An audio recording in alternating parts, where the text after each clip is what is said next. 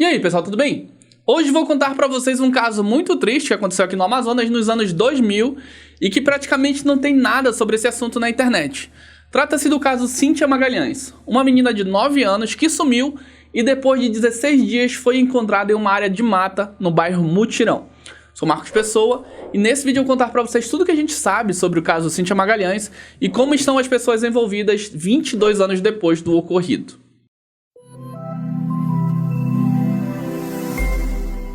E antes de eu trazer para vocês esse caso criminal famoso aqui do Amazonas, vou pedindo que você curta esse vídeo, compartilhe, comente e se inscreva em nosso canal. Estamos nesses dias muito envolvidos aqui nessas pesquisas de casos históricos e tentando trazer para vocês atualizações.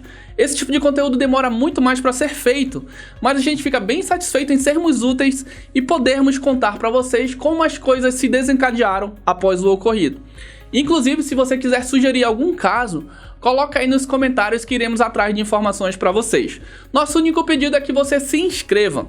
E se você já é inscrito em nosso canal, o nosso muito obrigado. Pois bem, no ano de 2002, um caso bárbaro abalou Manaus e, por incrível que pareça, quase nada sobre esse caso está na internet. E o pouco que tem ainda está errado. Trata-se do caso Cíntia Magalhães, uma jovem de apenas 9 anos que foi vítima e que nesse vídeo a gente não quer apenas registrar para a internet, mas queremos que a principal mensagem deste vídeo seja: nunca confiem nos outros. Esse é um caso que sempre solicitam que a gente conte porque de fato ele caiu no esquecimento e para trazer o mais fidedigno possível, conversei com a mãe da Cíntia, a Jones Magalhães, que me deu detalhes daquele dia trágico. Detalhes que vocês não encontrarão em outro lugar de tão exclusivo que essas informações foram dadas. E, portanto, gostaria muito de agradecer a Jones pela confiança em nosso trabalho e estimar nossos sentimentos à família, porque foi um caso realmente muito forte. Bom, tudo começou com o desaparecimento da pequena Cíntia Magalhães em 16 de setembro de 2002. Uma jovem que havia completado 9 anos de idade em 18 de julho, ou seja, não tinha nem 2 meses que a Cíntia havia completado 9 anos. A Cíntia morava com a mãe, com o padrasto e o irmão de 2 aninhos no bairro Mutirão, hoje bairro Novo Aleixo, em uma casa próximo da casa da avó dela, no caso a mãe da Jane. Naquele tempo, a Jane, a mãe da Cíntia, estava trabalhando com campanha eleitoral. A Cíntia estudava de manhã, mas no dia do desaparecimento, a Jane falou pra mim que ela lembra que acordou um pouquinho mais tarde e entrar no turno de trabalho dela às 8 horas. Ela então falou pra filha dela dar uma varrida na casa e encher as garrafas com água. Aí a Jane levou o filho menor, de 2 anos, pra casa da mãe, que era bem pertinho, enquanto a Cíntia ficou em casa fazendo os afazeres que a mãe havia pedido. Ela me disse que foi exatamente isso que aconteceu. Ela levou o Júnior para casa da mãe dela e a Cíntia fez o que foi pedido. E, inclusive, havia deixado um bilhetinho na porta da geladeira com a seguinte mensagem: mãe, varri a casa, só não enchi as garrafas porque não estava dando água. Assinado Cíntia Magalhães. A mãe, então, me contou que um dos arrependimentos dela foi de não ter plastificado esse bilhetinho, que foi a última mensagem da filha para ela. Que ela ainda chegou a guardar por um tempo, mas acabou ali se perdendo com o tempo. Aí depois que ela terminou, a Cíntia subiu, né? Foi lá para casa da avó dela. E nesse dia, eles haviam decidido que a equipe de rua não sairia do bairro para intensificar a campanha, porque teria um comício para o então candidato Arthur Bisneto, que também já faleceu. E aí decidiram que a área de atuação deles seria ali pela Avenida Perimetral, próximo do quartel, e ficaram pelo bairro panfletando. E aí quando deu mais ou menos umas 10h45, quase 11 horas, ela foi lá na casa da mãe dela para ver como é que estavam as crianças e saber se estava tudo certo. E até estava, quer dizer, mais ou menos estava. A Cíntia tinha ido para lá, para casa da avó, como combinado, e estava tudo certo até aí. Acontece que ela e outras 2 tias dela, uma tia de 9 anos e a outra tia de 10 anos, foram levar um shortinho de escola para uma coleguinha da escola delas. Essa coleguinha morava na rua 22, que ficava no mesmo bairro. E lá nessa rua 22 morava uma outra tia da Cíntia, com o marido. Essa tia dela tinha 16 anos e o cunhado dela tinha 22. Eles já estavam juntos havia 4 anos, ou seja, esse rapaz ficou com a tia dela quando ela tinha 12 para 13 anos. Foi inclusive motivo de briga na família e a menina, essa tia, decidiu sair de casa para morar com ele. Aí as 3 meninas chegaram na casa dessa coleguinha, que era na frente da casa dessa tia dela, e deixaram esse shortinho de educação física para essa menina. E em um dado momento, as 3 tiveram um desentendimento. Coisa de criança, alguma coisa a ver com não ter cadeira para a Cíntia, só para as 2 tias dela, sendo que elas todas eram praticamente da mesma idade. Aí a Cíntia decidiu ir embora, chateada, e foi embora de volta para casa da avó. Isso deveria ser mais ou menos umas 10 horas. Só que quando foi umas 11 e pouco, as tias da menina chegaram na casa da mãe, no caso a avó da Cíntia, né? E a mãe da Cíntia perguntou pela Cíntia. E as meninas disseram que ela já tinha vindo pra casa fazia tempo. Foi quando veio o gelar da alma e o desespero bateu, contou ela, né? Afinal, a menina não havia chego na casa da avó como combinado. Rapidamente elas sabiam que algo precisava ser feito e começaram as primeiras mobilizações em busca da Cíntia. E momentos antes, quando a Cíntia ia voltar para casa da avó dela, foi que o cunhado dela, né, da tia, viu ela saindo e saiu de casa e seguiu. Esse cunhado chama-se José Carlos da Silva Rodrigues Júnior, mais conhecido como Boca. Aí alguns vizinhos viram o Boca sair atrás dela, mas ninguém sabia a forma que ele falou com ela ou a forma que ele a levou. Até porque quem conhecia a Cíntia dizia que ela era uma menina muito esperta e não dava moral e nem conversava na rua, que apesar da pouca idade dela, ela era bem madura e esperta. As últimas vezes que a Cíntia foi vista foi quando ela havia passado ali na Avenida Coronel Sávio Belota, passando pelo quartel, que é o Batalhão CPA Norte, e dobrando para a Rua Gurjaú. Inclusive, uma testemunha à época afirmou diversas vezes tê-la visto com o Boca.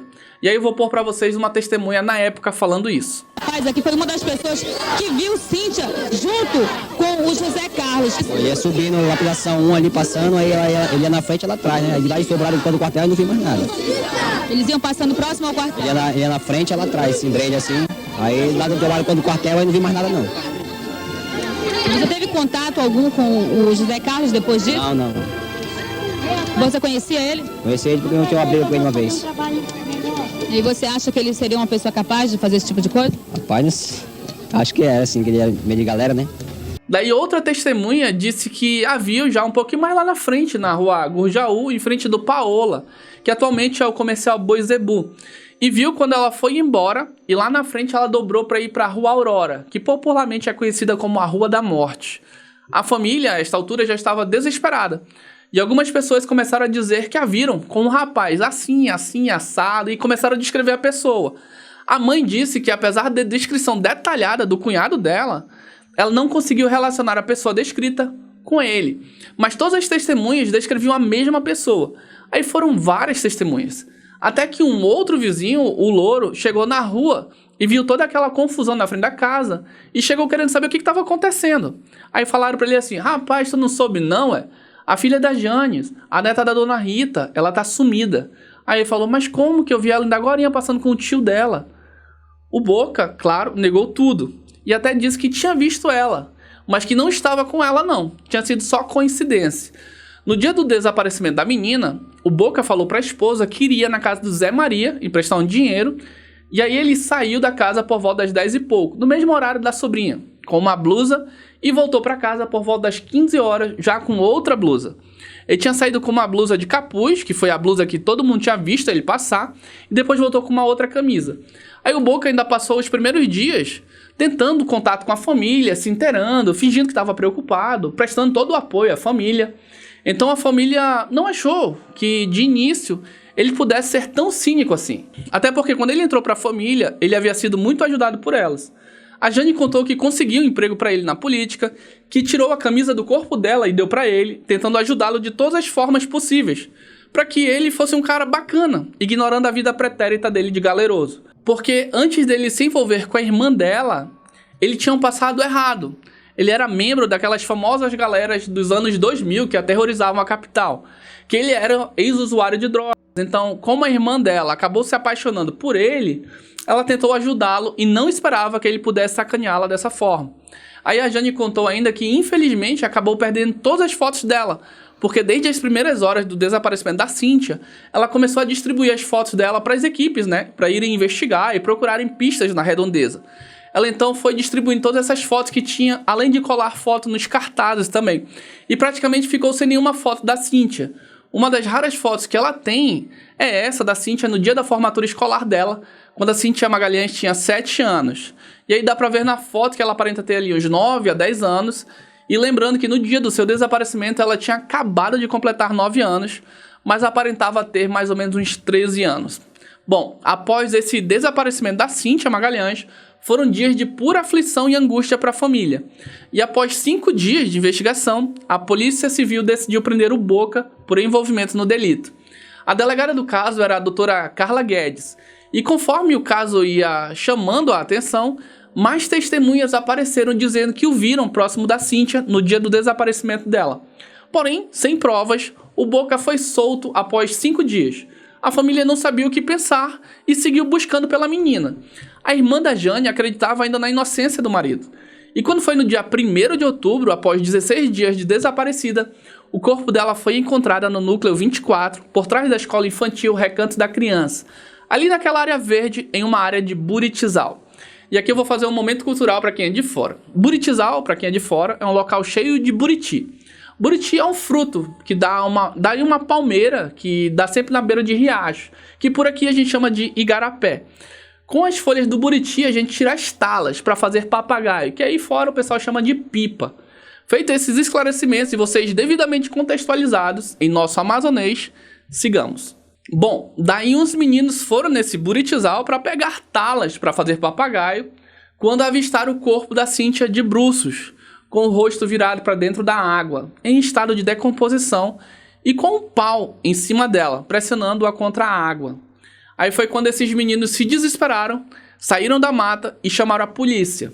A polícia então entrou na área verde e fez o resgate do corpo junto com o IML. A avó da Cíntia, a dona Rita, ficou responsável de fazer a identificação do corpo e confirmou que era a menina. Ela ficou arrasada. Tem um vídeo da época que mostra ela pedindo justiça e eu vou pôr para vocês. O vídeo foi exibido em matéria no programa Exija Seus Direitos. Confira só esse trecho, como é forte. Aqui é o Centro de Evangelização Nosso Lar, que fica aqui no Mutirão para acompanhar o velório de Cíntia Magalhães. A mãe dela, Jane Magalhães, reuniu várias pessoas aqui que estão pedindo justiça pela forma brutal que a Cíntia foi morta no último dia 16. Jane, você quer que seja feita justiça? Pelo amor de Deus, é o que eu mais quero. A minha filha foi embora, mas eu quero justiça. Por favor, pelo amor de Deus, quem puder me ajudar, justiça, justiça seja feita. Me tirar o vida da minha filha, mas tem que haver justiça. Justiça. Eu quero a minha filha de volta, não tem mais jeito, mas justiça seja feita. Justiça, pelo amor de Deus. Eu não aguento mais. Não tem volta, mas tem que ser feita justiça. Bem, ela é a avó da Cíntia Magalhães e também está desesperada. Ela foi, inclusive, uma das primeiras pessoas a saber que a Cíntia estava morta. A senhora foi fazer o reconhecimento dela. Olha, eu quero justiça, meu Deus. Justiça, justiça. Porque minha netinha foi deformada de uma forma cruel, morta, estrupada e amarrada, jogada de bruços na água, morreu afogada. Eu quero justiça. Justiça de Deus e de vocês, do povo, meu Deus. Somos humildes, mas Deus vai dar misericórdia. Já tem 3 advogados, sem coisa pra ele, nós tem nenhum, mas tem justiça, meu Deus. Eu quero justiça. Eu quero uma justiça de Deus e de vocês, meu Deus, que tenha paz, que dê muita força pra nós, coragem, meu Deus, pra nós vencer nessa vida. Que eu nunca tinha visto um crime tão bárbaro que nem esse, com minha netinha querida, no fundo do meu coração, meu Deus. Ai, eu não suporto essa dor, meu Deus, tão cruel. Ai, eu quero vencer. Tenho fé em Deus que a gente vai conseguir, meu Deus. Calacrar esse animal, esse bicho selvagem dentro da casa, da minha casa, meu Deus. Devora ele, meu Deus. Que tenha força pra gente lutar pela essa criança, pra ter uma justiça, minha filha. Bem, olha, como eu falei, são centenas de pessoas aqui, muitas crianças, né, empunhando cartazes com a fotografia da pequena Cíntia Magalhães. Essas pessoas vão, inclusive, acompanhar o velório. Estão acompanhando o velório, vão acompanhar também o enterro. E a palavra de ordem aqui no velório da Cíntia Magalhães é justiça. A polícia, então, novamente prende o Boca e dessa vez prende mais 2 comparsas dele, o José Maria e o Francisco, vulgo Pacamon. O Boca seguia dizendo que era inocente, que não sabia de nada, e ainda caiu em contradição ao dar entrevista. E aí eu vou pôr pra vocês esses trechos do momento dele, em que ele foi preso, e ele negando envolvimento e entrando em contradição. Confira. Esse aqui é o José Carlos, ele tem 20 anos de idade, está detido aqui no 26º Distrito Policial. Agora você foi visto por 2 testemunhas junto com a garota no dia do desaparecimento. O que você estava fazendo com ela? Não, eu não estava com ela. Qual foi a última vez que você viu a Cíntia? Eu vi ela no dia que ela desapareceu, mas eu não cheguei a ver ela, porque eu estava no quarto de casa. Ela tinha ido lá, né? Eu estava no quarto de casa com a minha mulher. Aí eu simplesmente vi a voz dela lá fora, conversando com a minha mulher. E o que você estava fazendo no dia do desaparecimento da Cíntia? Eu tava com meu colega lá na casa do meu colega, conversando com ele, só que ele chegou aqui, ele com medo de se envolver, ele desmentiu tudo. Agora, esse seu colega que você estava na casa dele, mora numa área próxima à área onde a Cíntia foi encontrada? Mora sim. Só que eu não fui diretamente falar com ele, fui falar com o irmão dele. Só que quando eu cheguei lá, o irmão dele tinha ido lá pro Riacho Doce. Você sabe onde a Cíntia foi encontrada? Não. Você sabe que ela foi encontrada próxima à casa do seu colega? Não, eu não sei, não me trouxeram pra cá, simplesmente disseram... Você acabou de falar que sabia que a casa do seu colega era próxima à área onde ela foi encontrada. Não. Bom, aí a justiça acabou recolhendo também o José Maria e o Francisco Pacamon por possível envolvimento no crime. Afinal, eles teriam se encontrado no mesmo dia e, inclusive, o Boca havia dito que iria lá no Zé Maria. Tanto que ele até fala na reportagem que o Zé Maria negou. Eles confessaram, né, a participação e, apesar das confissões com riquezas de detalhes narradas pelo José Maria e pelo Francisco Pacamon, a família dele, segundo a Jane, mexeu mundos e fundos e a justiça acabou soltando-os por falta de provas. Aí, sobre esses envolvidos, eu perguntei dela se ela conhecia eles, né? E ela me disse que nunca tinha conhecido eles, não sabia deles, que na verdade eles eram parceiros do Boca. E aí eu perguntei como é que era esse relacionamento dela, né? Aí ela falou que a irmã dela se envolveu cedo com esse José Carlos, que era o Boca. Que a mãe ainda tentou intervir porque ele não era uma pessoa boa. Como eu disse pra vocês, ele já tinha se envolvido com galera, já tinha um histórico ali de ser usuário de entorpecentes, essas coisas. E aí a Jane sempre se metia também por causa da irmã dela. E ela disse que eles brigavam muito e que quando eles brigavam, ele cortava as roupas dela, destruía as maquiagens dela, quebrava os batons dela, essas coisas. Então ela sempre estava envolvida porque principalmente era a irmã dela. Bom, o Boca acabou sendo preso, mas o processo dele também não foi rápido assim. Ele passou 2 anos em regime fechado, na área do chamado seguro, enquanto aguardava o julgamento dele. Após 2 anos ele foi posto em liberdade para aguardar o julgamento. E aí esse julgamento ficou naquela de vai ser hoje, vai ser amanhã e tal. E aí só em 2013 que ele foi julgado. E aí o Boca foi condenado a 42 anos de prisão. Mas novamente ficou apenas um breve período preso e saiu de novo com tornozeleira eletrônica. O Boca ficou solto 2 anos e aí ele já teve 3 filhas, arrumou uma outra mulher, tá vivendo como se nada tivesse acontecido. E depois de aprontar de novo, dessa vez contra um garoto, aí ele foi preso. Bom, eu tentei buscar o nome dele no sistema de justiça do Amazonas, mas não aparece nenhum registro, então acredito que o caso esteja em segredo de justiça. Esse caso da Cíntia Magalhães, ele teve muitos capítulos e muita injustiça também. Apesar de todo o clamor popular, com vários protestos na frente do fórum, várias entrevistas concedidas, várias pessoas ajudando a procurar a Cíntia, no fim, o algoz dela não cumpriu nem metade do que deveria ter cumprido. O crime foi tão chocante que ele saiu até no Jornal Nacional. Em relação à irmã dela, ela disse que ela recebeu muitas cobranças das pessoas para que ela fosse para cima da irmã dela. Mas a Jane acreditava que a irmã dela nunca tinha nada a ver com isso, que ela teria sido apenas mais uma vítima do Boca. Visto que quando eles começaram, a menina tinha 12 para 13 anos. Isso gerou até uma briga inicial na família.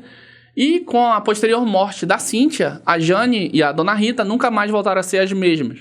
A Jane me contou ainda que, apesar de tudo, ela nunca conseguiu ter raiva ou fúria ou ódio da irmã dela. Ela nunca sentiu nenhum sentimento negativo porque ela não achou que a irmã sabia do que estava acontecendo. E depois do ocorrido, essa irmã dela se separou, né? Demorou um pouquinho, mas ela conseguiu se separar e ainda foi buscar as coisas da irmã dela na casa deles, né? Onde ela morava com o Boca. Hoje essa irmã dela é casada, vive bem, tem uma família legal, entrou pra igreja. Ela dá graças a Deus por isso também, que a irmã dela tenha se libertado daquele cara, né, amargando para si o pior dos prejuízos que foi a perda da própria filha. E que apesar do início não ter sido nada fácil, hoje em dia ela está bem. E esse foi o vídeo do caso Cíntia Magalhães, um crime bárbaro e muito triste ocorrido aqui em Manaus. Uma menina de apenas 9 anos que perdeu sua vida de forma cruel. E rogamos que Deus conforte o coração dos entes queridos dela, porque a gente sabe a dor que isso causa até hoje, né? Falar sobre isso foi muito difícil. Então eu agradeço novamente a confiança da família, em especial da Jane Magalhães, por compartilhar esse momento e nos permitir trazer um conteúdo tão rico de detalhes para vocês. Fazemos ideia do quanto isso mexeu com a família e ainda mexe, ainda mais no sentimento de impunidade. Esse, sem dúvidas, é uma história chocante, como eu disse para vocês, e que nos deixa lições amargas. Mas, ao mesmo tempo, nos lembra de como o mal pode estar mais perto do que imaginamos. Portanto, o caso da Cíntia Magalhães não é apenas um relato de uma tragédia, mas também um alerta poderoso de nunca devemos confiar cegamente em ninguém. E se você gostou desse vídeo e achou que ele foi útil, deixa o like, comenta o que você acha disso tudo, se inscreva no nosso canal Quando se inscrever, não se esqueça de ativar a campanha, porque assim que a gente lançar o próximo vídeo, você será notificado. Valeu!